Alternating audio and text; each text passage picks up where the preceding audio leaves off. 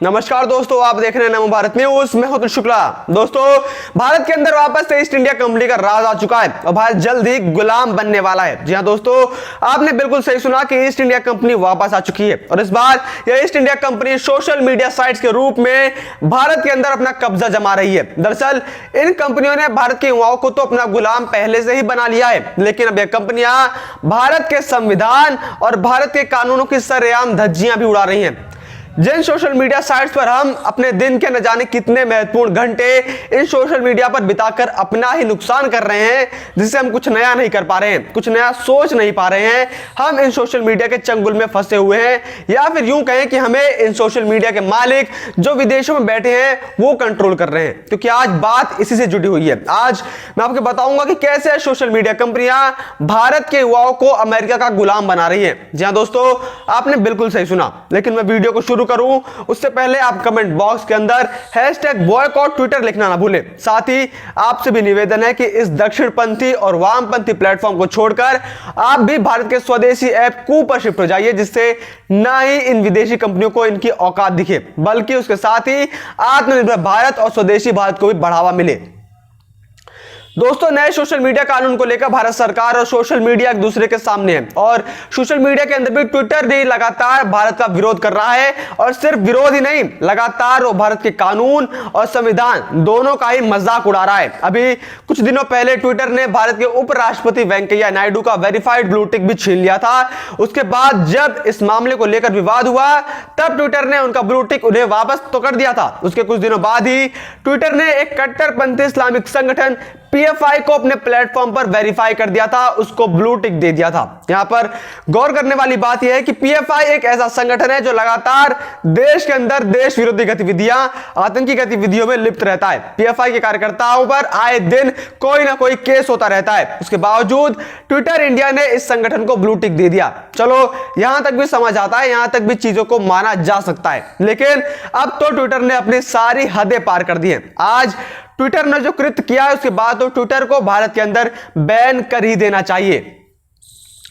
दरअसल ट्विटर ने शुक्रवार को IT मिनिस्टर रविशंकर प्रसाद को अपना अकाउंट ऑपरेट करने से ही रोक दिया। माइक्रो ब्लॉगिंग साइट ट्विटर ने मोदी सरकार में IT मिनिस्टर रविशंकर प्रसाद का अकाउंट करीब 1 घंटे तक के लिए ब्लॉक कर दिया। रविशंकर प्रसाद ने इसे कानून का उल्लंघन बताया। उन्होंने बताया कि ट्विटर अकाउंट में एक्सेस डिनाइड करने से पहले उन्हें इसकी जानकारी नहीं दी गई, जिसके बाद IT मिनिस्टर रविशंकर प्रसाद ने इस बात की जानकारी भारत के स्वदेशी ऐप कू पर इसे साझा करते हुए कहा कि ट्विटर ने बताया कि digital millennium copyright act USA का उल्लंघन किया गया है। प्रसाद ने कहा कि ट्विटर का यह action information technology intermediary guidelines and digital media ethics code rules 2021 का उल्लंघन है, जिसके तहत उन्हें अकाउंट में एक्सेस डिनाइड करने से पहले नहीं बताया गया। उन्होंने कहा कि ट्विटर के इस कदम से पता लगता है कि वह फ्री स्पीच के हितैषी बिल्कुल भी नहीं है। जिस प्रकार से वह काम करते हैं, ट्विटर अपना खुद का झंडा चला रहा है। अगर आप उनके रूल्स को फॉलो नहीं करते तो वह आपके अकाउंट से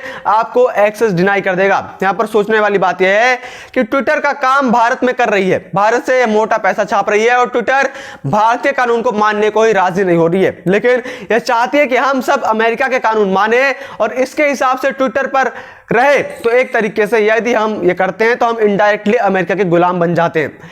अगर आप भारत के अंदर व्यापार कर रहे हैं तो बेहतर होगा आप भारत के कानून के हिसाब से ही चलें, और अगर ट्विटर भारत के कानून को नहीं मान सकता तो उसे अपना ऐप लेकर कहीं और चले जाना चाहिए। बिना ट्विटर के भारत का विकास तो रुक नहीं जाएगा, इसमें नुकसान ट्विटर का ही होना है।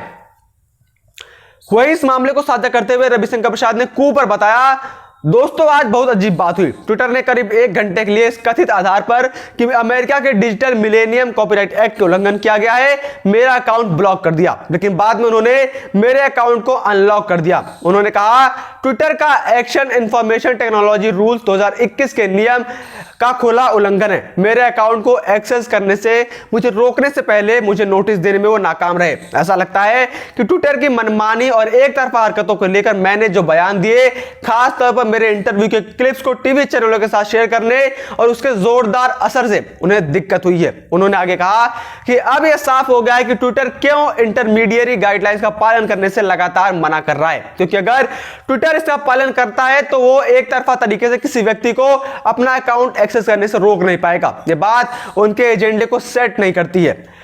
ऊपर उन्होंने आगे लिखा कि ट्विटर की इस कार्यवाही से संकेत मिलते हैं कि वे अभिव्यक्ति की आजादी के हितैषी नहीं है, जैसा कि वह दावा करते हैं, लेकिन उनकी दिलचस्पी केवल अपना एजेंडा चलाने में है। इसी धमकी के साथ कि अगर आपने उनकी बात नहीं मानी तो आपको एक तरफा तरीके से अपने प्लेटफॉर्म से ही हटा देंगे।